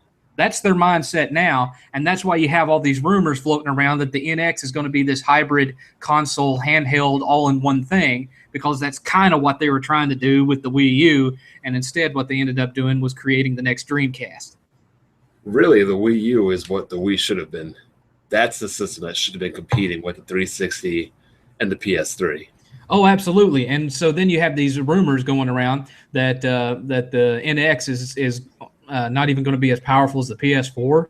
I hope that isn't true for their sake and for gamers' sakes. It's dead in the water if that happens. I mean, even Dr. Trey, who normally heavily nurses the cock of Nintendo, is pissed off about that. He's making videos talking about how it should compete with the PS5, and I am in agreement with it. If they come out with a system that's not even as powerful as current gen systems, they're done. They're just fucking done. Well, he's been damage controlling for so long. Like, in his mind, he's like, damn, I've been damage controlling for the past 3 years. I can't go another 5 years damage controlling. Well, no, especially not with some of the predictions that were floating around from him and the Emperor. Oh, God. He still hasn't gone up on his bet. Oh, no. He never will. He's too busy wrestling beating the shit out of cruiserweights and calling them heavyweight champions. But Anyway, I've said enough on that subject, so now I'm going to give the floor back to Black Pond. All right, so BG and Hard 8 and all of them, how was that? On their last Broken Games Weapon Wheel podcast, they said you can only have one. You got to get rid of one between Grand Theft, Resident Evil, Gears of War. Which one would you get rid of? Gears of War. Even though that Resident Evil is a garbage franchise now? Resident Evil, if Capcom was to take Resident Evil and strip it back down to what it used to be, but just give it modern third-person controls, that would put it back on track the way it needed to be. The reason that Resident Evil 6 went off the rails was it wasn't a cohesive experience. You had 3 different storylines, at least, and all of them played differently. So you were bouncing from playstyle to playstyle, and it just didn't work. It just didn't fucking work. And on top of that, the story was lame. They just need to get the original writers, if possible. They fired them. They fired them. They need to take the series back to the way it was, where you had actual real scares in the game, stuff that would actually make the player jump instead of just slowly moving enemies that you just pump full of bullets. And get the series back to the way it was before, or at least get it back to Resident Evil 4 level. Yeah, I agree on that. If they could at least take it back to Resident Evil 4, but maybe give the controls a little bit more of an Uncharted feel, then Resident Evil could be a great series again. Gears of War is always just going to be Gears of War. Agreed. I mean, I was in the same boat as you. I would have picked Gears of War. The problem is, it's a what have you done for me lately? And there really hasn't been a bad Gears game, but Resident Evil 6 was garbage. It felt like it was developed by 4 different dev studios. And Resident Evil 5 to me wasn't a good game either. Resident Evil 5, I mean, if I'm going to play Resident Evil 5, why don't I just play Gears of War? Yeah, Resident Evil 5, the video game of choice of KKK members everywhere. Oh, God. These social justice warriors and everything, they just get on. Oh, man, I mean... on one end, I can understand it because you're sitting the majority of that game running around shooting black people. But then again, the story does take place in a region that is predominantly populated by black folk. Well, how come nobody complained about shooting Spanish people? The Ganados in Resident Evil 4. I don't know, man. That's that's to them. That's Europeans. If they had, now I'll tell you this: if the game had been based in Mexico instead of Spain or what have you, then you would have heard people get pissed. But because it's a European country, they're not going to say anything. That's just the dichotomy there. But that's but I kind of disagree with you because I think I was not overly impressed with Gears of War Judgment or whatever the prequel is called. I've got it sitting. I didn't even count that because I never played it because I heard it was garbage. Got it sitting on my shelf right now, and you knew I was going to fit that in somewhere. I was not impressed with that, so I wouldn't say that there's never been a bad Gears of War game because there has.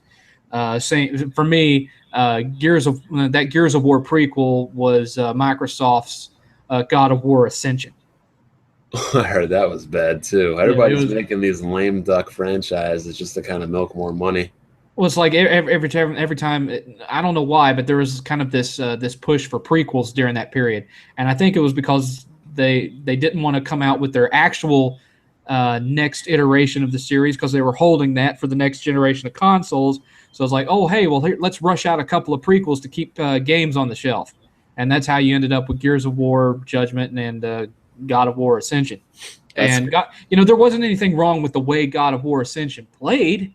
It played just like the others with a few new abilities here and there. The graphics looked just as good, if not better, than God of War 3. It just had a suck-ass story. No one cared about what happened to Kratos that much prior to the first game. And so, once you'd already played all the way to the end of God of War 3, going back to that storyline just felt like such a diminishment from what you saw in God of War 3 that there was no way it could ever live up to it. There's no way. That's kind of how I felt about what was that, Arkham Origins. I felt like that it was a game not needed. Right. Well, that game came out at around that same general Yep. time zone. You know, you had all. That's why I'm saying you had all these fucking prequels coming out everywhere. You know, Like, they were turning the whole gaming games. sphere into like the Star Wars prequels. You know, it was bullshit. They weren't ready for a new next gen game, but they're like, oh, the game's hot, and we can make money off of it. So, hey, that's exactly what we're gonna do. And 9 times out of 10, you know, a lot of these prequels were handed off to different studios. Yeah, different studios than who had worked on the original ones. Like I think that Gears of War Judgment wasn't that developed by the same team that had originally done Bulletstorm. Which, not saying Bulletstorm's a bad game, but I don't think it was. I don't think it was handled by the Epic team that had built Gears of War. Yeah, Bulletstorm was a fun game, but it wasn't like, you know, you don't really hear anybody still talking about, man, what a fucking kick-ass game Bulletstorm was. You don't really hear it because it was an innovative and funny title, but best $5 I ever spent on Steam. Right, they ran the gimmick into the ground is what they did. They had an interesting mechanic and a gimmick, and kind of like with Arkham Knight and the Batmobile, they took that one gimmick and they just ran it into the fucking ground with that game. So that by the time you were getting towards the end of the game, you were kind of sick of all the extra shit that you had to do. You know, I just want to shoot some motherfuckers. I don't, you know, you got tired of having to rely on that same mechanic the same way people were getting tired of having to rely on the Batmobile. And that's all I'm going to say on that subject. So that are you reading the comment section again? No, I'm not even looking at the comment section. You know, people, if you know, I'm open to answering questions, but I'm going to let you pick the questions that we answer because I'm not even looking at the chat right now. We're kind of out of topics right now, so I guess we can start answering questions. So if anybody's got anything interesting to ask, we'll answer it. So, listeners, why don't you just all ask Black Bond questions so that I don't have a reason to talk? They want to know about Star Wars 1313. I think that the cancellation of that game is a goddamn travesty. I thought that game could have been really well. It looked really amazing, and most Star Wars games I like are like in the planes or the spaceships. But you remember Star Wars 1313? I remember all the preliminary stuff that they were showing about it. Yeah, I thought the cancellation of that game was a slap in the face of gamers. It really was. And what was the reason they canceled it? Just because like Disney bought them out and they were going to get rid of everything and start everything anew, right? Yeah, pretty much. That's also one of the reasons why we never got a Dark Force 3. They were going to make a Dark Force 3? Not Dark Force, a Force Unleashed 3. That's the reason we didn't really get a third. Damn, I hadn't played Dark Force since the old days on the PC. Well, you know, it kind of evolved into the whole Jedi Academy series. So yeah. That was a pretty fun game back in the day. Yeah, the Star Wars games were pretty good back in the day. I cannot lie. Top 20 RPGs. Now, are these JRPGs, Western RPGs, or all RPGs? I'm not going to even answer that one because it would take me too long, and people are complaining about how much I'm talking. That would take a lot of research. If you choose to answer that question, I shall just let you have the floor. I can go with my top 5, like Final Fantasy VI, Mass Effect 2, Chrono Trigger, Xenoblade. I mean, I guess those wouldn't be my top 5, but those are like all good games I like. The Witcher 2, Witcher 3, Xenoblade. I shall contribute only one thing to that, and that would be Panzer Dragoon Saga, because you don't have it, and I'm rubbing it in your face. And you really can't even emulate a Sega Saturn because the damn architecture is so complicated. Exactly. But you can mod the systems, I've heard, and download the games, but even modding it's very tough. Yeah, it actually requires soldering, which I'm not really good at, so I would risk damaging and destroying my system.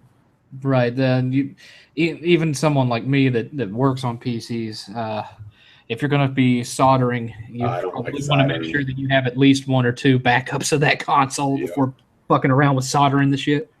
Rival Turf, I remember that game, Super Nintendo. Which one? Rival Turf, guys talking about it. Oh, the fighting game. It was kind of a Streets of Rage / Final Fight ripoff. Yeah, that was a good game. I didn't like it. I mean, it was okay. It wasn't that bad, man. It was all right. It was What Wait, company what was is it that this? released that game? I'm trying to remember. Have you heard of this? Wasn't that a Jellico game? I think it was. Oh God! Jellico, Anytime I think of Jellico, whatever. Jellico, I think of Angry Video Game Nerd. You're thinking of LJN. Oh, LJN, yeah. Oh Yeah. God, And LJN. Jellico were the ones that put out stuff like Bases Loaded and shit like that. Oh, dude, I love And Bases Loaded on and the NES. Wampum and Astyanax and stuff like that. Oh damn! I can't believe I'm going to say this. A guy said, "Am I getting a Wii U?" And remember my stance on the Wii U. I keep telling people I will not get a Wii U until Iwata steps down. And then I just realized, so I guess I got to get one now, don't I? Because technically he did step down. Well, he stepped on, I guess. He stepped up to heaven. He stepped on into the next life. So, yeah, you're kind of in a pickle now, there, son. That's why you shouldn't have opened your mouth. So now you got to deliver. If I were you, I would wait until the next Zelda game came out. But then again, it looks to me like they're delaying the release of Zelda so they can have like a simultaneous release of it on the Wii U and the NX, or if they really like they did with Twilight Princess on the GameCube and the Wii. But if they're really going to be shitty, what'll end up happening is it'll just get moved to the NX and it'll never come out for the Wii U, and it'll piss off Wii U fans. That don't happen. I'm hoping that don't happen. Wii one. Damn, was it Twilight Princess? Yeah, it was Twilight. That's what I just said, dude. Work on the listening comprehension skills. Now, I was about to fight this Arch Griffin in The Witcher, but his level was questions. Try to keep up with me, Try to keep up with me. Now you see, there people complaining about me talking too much. The reason he ain't talking too much is because he's not really paying attention to you motherfuckers. He's sitting over there playing The Witcher. Yeah, well, I gotta. I'm sitting here. I ain't playing no games. I'm sitting here staring at a blank screen on a laptop, providing entertainment for the audience, and you're sitting there playing The Witcher and only giving them half your attention. You piece of shit. Half my attention is still worth more than they can afford. Half your attention ain't worth my fucking fun thumbnail. Piece of shit. Xenoblade Chronicles is a game I want to play. My friend, his Wii U looks like, I don't know, it looks like a spider breeded on it. Made a nest on it. So I might just be like, yo, can I borrow this? I might scrub it down with some Ajax or something. I don't think I've even seen my Wii U in 6 months. Eighth took it upstairs, and that was the last time I saw it. Probably broke it or ate it. No, he plays Bayonetta 2, and he plays a little bit of Smash Brothers. He's not a big fan of that series, but and he beat Wonderful 101 the other day. Nice question. When your kids' friends come over, do they prefer the Nintendo consoles more or the other ones? Actually, when his friends come over, almost exclusively, and I've had to have a talk with him about this because I don't really think he's old enough to be playing it. But all they ever want to play is Grand Theft Auto 5, and I've had to kind of put on my dad hat with that one a little bit. I mean, he has played some Grand Theft Auto 5. I can't keep my eyes on him 24/7. Eventually, I do have to sleep, and I'll wake up and I'll turn on my PS4, and I'll see that Grand Theft Auto 5 is mysteriously in the drive when it wasn't there before I went to sleep. So they don't really. They don't really. Other kids too, though. Their parents could get mad at you for them playing the game. Exactly. But no, they don't really play the Wii U at all. They're either on the PS4 or mainly on 8's new PC. Oh, yes, yeah, that thing. Because and actually, 8th is making a lot of friends on PC on Steam, and a lot of them are people that are kind of. Some of them are people that are mainly friending him because they know that it's my kid, and they think that they're going to see me a lot on Steam. But I told you guys I bought that computer primarily to be like 8's computer and a family computer where I can get on it and do stuff if I feel like doing it. But he's the one. 7th level, or is it called 8th level? The account, if I'm and see, it's been so long since I've been on Steam myself that I'm having trouble even remembering. I think it's called 7th and 8th. Is the name of the Steam account, and he's actually had some really cool fans of mine that have been gifting him games on Steam just to get him to play them with them. Like somebody gifted him a copy of Counter-Strike, wanting to help help him touch up his first-person shooter skills. They're trying. So they're actually kind of teaching him first-person shooter strategies and skills and whatnot. And they cared enough about getting him up on that level that they actually went and gifted him that game. So that that was really cool. I can't remember the guy's full screen names. I can't remember the guy's screen name, but he's a dude. He's a dude from Boston.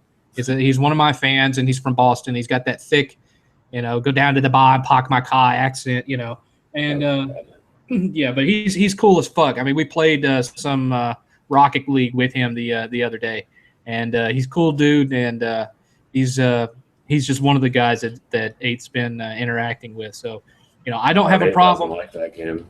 I don't have a problem with people playing with Eighth online, but if you start getting into some creepy shit, I'm going to own your ass. Just letting y'all know. Y'all can play games with my kid till the cow comes home. You start getting into creepy shit, posting them lewds, that kind of fucking shit, I will own your ass. Just saying. So anyway, start answering more questions. I'm going to shut up again. GTA is boring. Metal Gear 5 or Mad Max. Never been a Metal Gear. Actually, I like Metal Gear and Metal Gear 2, but I don't like the Metal Gear Solid series. I also like the Metal Gear on Game Boy Color. Yeah. Well, everyone knows or should know watching me that I'm a major Mad Max fan. So if I had the money to buy both, I would buy both. But chances are I'll only have the money to buy one because I'm saving up for buying everybody. I'm buying Christmas presents right now. And I just bought I bought Eighth's new wardrobe for the year today. A few $100s spent there. So probably be getting Mad Max, and we'll probably get Metal Gear 5 somewhere closer to Christmas. I believe GOG does offer refunds. Don't quote me 100% on that. What game do we think deserves a sequel?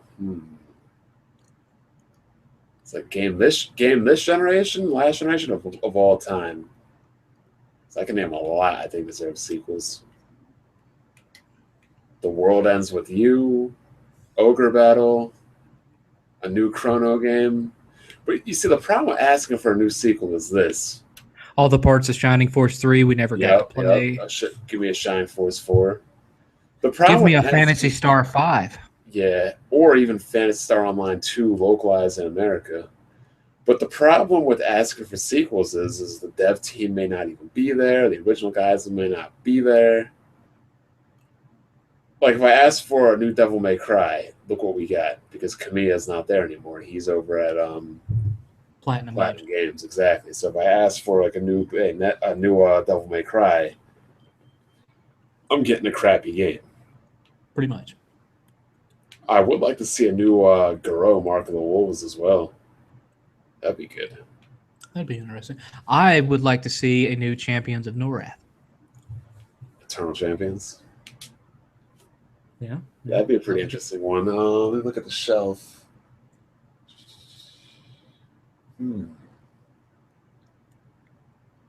mean, my shelf contains games that have so many franchises on them, so I can't really pick anything. It's like, I feel most game series are pretty much. Oh, well, actually, no, I can't say I like to see another Xenogears because they're pretty much still making those games.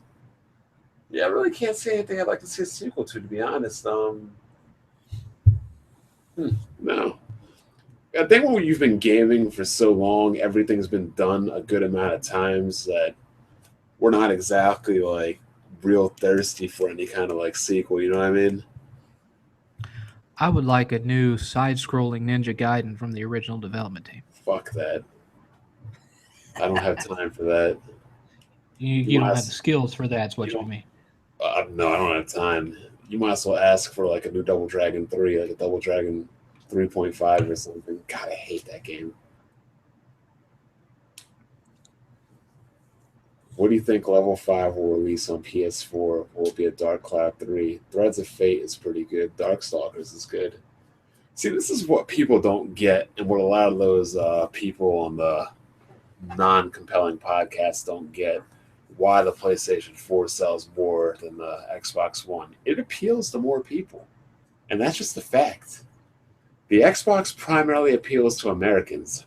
Sony has always had a bigger stronghold in Japan and Europe, and then likewise, you're going to get games like Dragon Quest, you're going to get games like Bloodborne, you're going to get games like the Tales series. Those games, Persona 5, yeah, Star Ocean, like you're not going to get those games on the Xbox. The Xbox sells like what, 200 units a month over in Japan, like. We see the Xbox fans are of the opinion that nobody cares about those games anymore, and it's not the case. It's not that the audience for those type of games went anywhere; they're still out there. They're just smaller than what they used to be. Well, it's not. It's to some extent, but it's not even so much that. It's that the landscape of the Japanese development environment has changed to where so much of it is absorbed with handhelds now. So.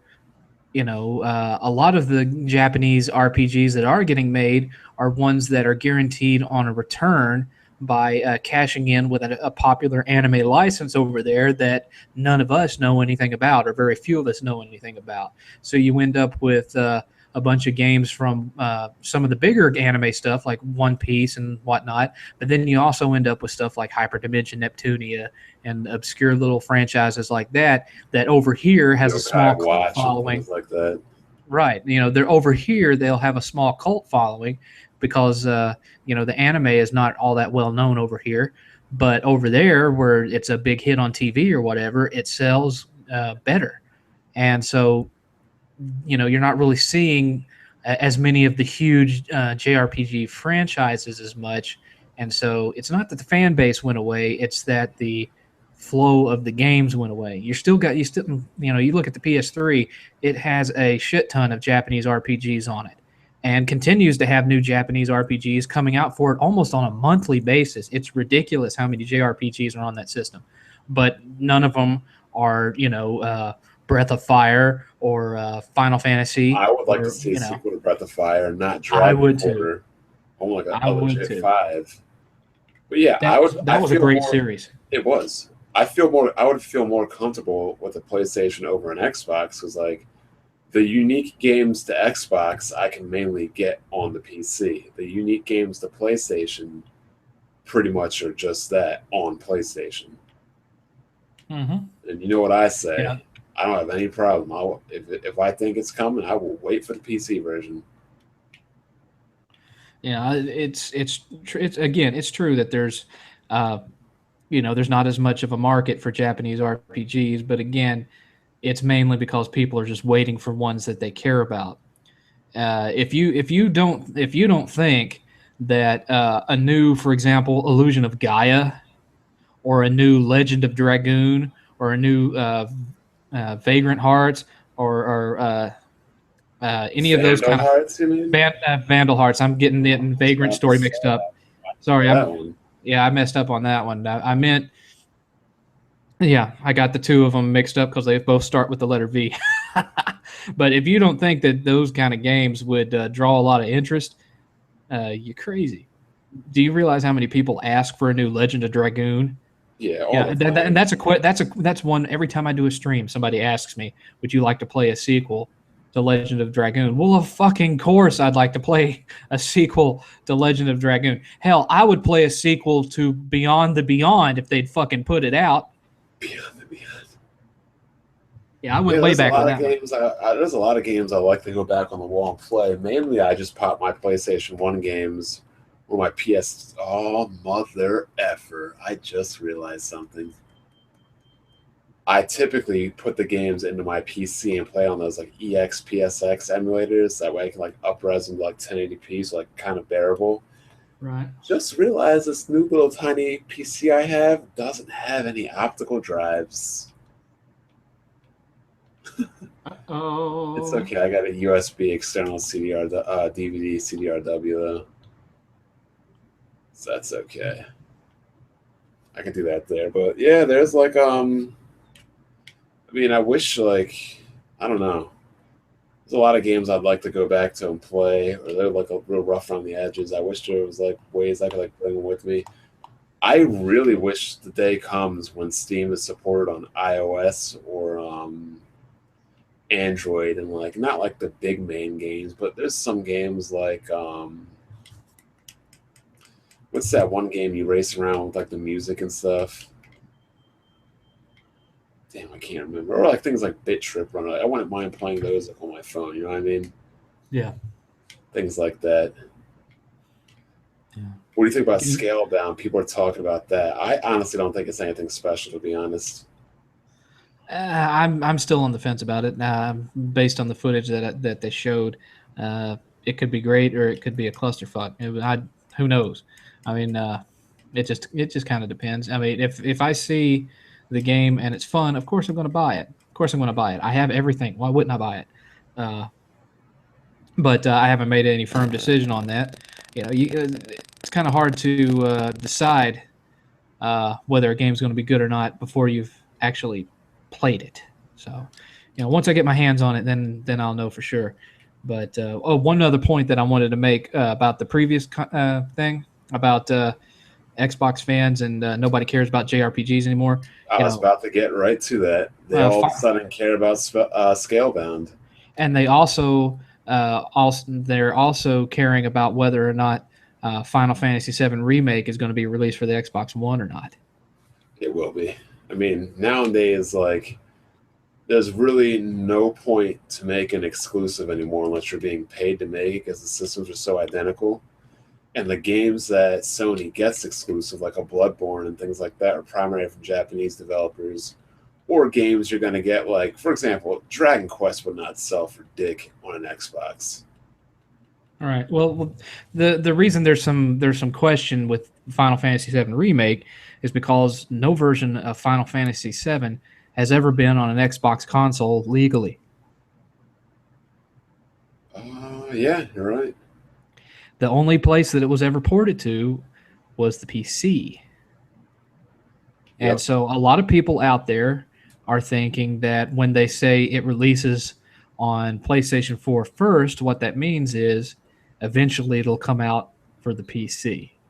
You got to remember Final Fantasy VII was the game that basically shot the PS1. Yeah, that's the game that shot the PS1 to success because of the commercials for it. No one had ever seen a game that looked like that before. And so that's what drew people, non-gamers, into the PS1 and started the expansion of console gaming to what it is now. It can all be traced back, its current level of success, to Final Fantasy VII and making the PS1 such a skyrocketing success. And I'm not altogether sure that Sony would be willing to allow that particular game to be a multi-plat release. Final Fantasy 15, they don't care. They don't care about that. But Final Fantasy 7 is their baby. That game is associated very strongly and very close ties with the PlayStation brand. And like I said, no version of that game has ever been on a Microsoft console. So while it wouldn't necessarily surprise me if it eventually hit Xbox One, when Square Enix is looking at how poorly Japanese RPGs sell on Microsoft consoles compared to Sony consoles, and in the financial straits that Square Enix is in, like for example, they just very quietly shut down their little streaming service that they had in Japan without really telling anybody. I wonder if it would be worth their time in their mind financially to put it on Xbox One. So anyway, I'm going to shut up again. Yeah, I mean, it is what it is. To be honest, I mean, even Western releases, they sell much better on the PlayStation than they do on the Xbox. The Xbox really is the bottom of the barrel, because if you've even seen that article I posted, even the games sell better, the multiplats sell better on the PC. And that's despite all the pirating and bootlegging these Xbox fanboys will have you believe. Well, and what upsets them most is that's the way the tables used to be turned with the 360. It's like in the early days of the 360, the multiplats always sold better on 360 than they did on PS3. That started to shift somewhat after 2010. After that, it tended to be a crapshoot. You know, some of them would sell better on PS3, some better on 360. But now it's like almost consistently. I can't even off the top of my head think of an example that otherwise the third-party stuff is selling better on PS4. Oh, the PlayStation 4 is slaughtering the Xbox One. It's not even a fight anymore. It's over. Anybody who thinks like that Crackdown or any of these games is going to change anything, that they're doing nothing but fooling themselves. It's over. Yeah. Not to say that the Xbox is a bad system, but again, like I said, I really don't game on consoles. What really pissed me off a lot about the Xbox One was me and my college buddies were all prepped. We were all ready. We were going to go. We were going to bring it back. Get the Master Chief Collection. We're going to bring it back to the old days. Take over. I was about to start clowning people on YouTube, destroying them in Halo again. And the game comes out like total crap. Well, it's funny, you know, when the PS4 first came out, the Xbox guys were saying that there's only been a couple of instances where the most powerful console has won the generation, and that was their defense at that point. And now they're saying, well, the cloud makes the Xbox One more powerful than the PS4. But yet, a few months ago, they were saying, well, power don't matter. It's which one has the support and which one has the game. And there's only been a couple of instances where the most powerful console on the market actually won the generation. Only been a couple of times. I mean, you can't. I mean, back in the day, you could have said the console was Square Enix or Squaresoft won the generation, but you know, true. What was 10 years ago is not the same anymore. So you can't just say, "Oh, because it was like this then, it'll be like this now." That's not true anymore. Yeah, but even in the 16-bit generation, the only reason the Super Nintendo won was because Nintendo kept it on the market so much longer than the Genesis was on the market. Yeah, and they were killing it in Japan. Yeah. Because of RPGs and Squaresoft, because Squaresoft back then was so good. So yes, good, and now they're awful. Yeah. What the heck are you pounding on? And I'm more. I was just setting something down. I'm sitting at my kitchen table. It's a glass table, so anytime I set something down, it's on the microphone. It sounds like a gunshot going off. So. Oh man. Yeah. Well, you got anything else? Because I'm about to wrap this one up. It's 12:30. Gonna catch the Sports Center. I can talk all fucking night long. That ain't a problem for me. But you know, that depends on if anyone has more questions for me, I will continue to talk. If nobody has any questions for me, then you know, I don't have anything further to add. I just assumed that you were going to come up with more questions that you wanted to answer, since people were not getting their fill of Black Bond this evening. Yeah. But don't worry, for all you clowns out there that are let me pause my game. They're thirsty for Bond, man. Thirsty for Bond. All the clowns that are writing stupid comments in the thing, gotta get ready to hit them with the band hammer. See, I don't even have the window open, so I'm not looking at it anyhow. So let me scroll down to people that are acting like idiots right now. And these people have to realize that you ask me any gaming-related question, and I can give you a fucking Gettysburg Address worth of information about most things in regards to gaming. That's just, you know, it's not me trying to slight Black Bond. It's just I know a lot of shit. I can't help it. Yeah, we've been around for a while. I'm sorry. I'm sorry. I derailed the stream. I'm sorry. No, they came in here and said, "Let that man talk." That crap was hilarious. That was funny. That was the surprise cameo of the evening. Yes. Does anybody else got? Oh, we got a question. We have PC is dead. Coming from a guy with an avatar with a PC game. I love that. I do want Bravely Second. You guys should have guests on the podcast. Yeah, we should. Oh yeah, look at that comment. That gets you an instant fan. Well, people are welcome to ask if they want to join in on this, but you know, the people that would be the most fun to talk to, some of them ain't going to do it because they think talking on podcasts is something the fucking nerds do. Like Solid Rev, I couldn't even imagine Solid Rev joining us on this podcast because you know, I think that would be too high up on his nerdometer for him to be willing to step to that point. That, and I feel like anybody that hops in here wouldn't have our knowledge and would just be completely lost in things we're talking about. Like when I was in BG's podcast and we started talking about older games, like these dudes never even played the original Perfect Dark. I'm like, Jesus. Well, we are a dying breed, it seems. Yeah, We're the only ones, some of the only ones that actually have the ability to talk about it on YouTube. look at gamers now compared to gamers then and realize, people, before I leave, this is why companies try to get over on us and kill us and rip us off. It's because the average gamer today is a moron compared to the average gamer back then. That's how I see it anyway. Anything else, Seventh? Unless anybody's got questions for me, I'm satisfied. All right, we'll catch you next week or whenever we decide to do it again. Take it easy, guys. No problem.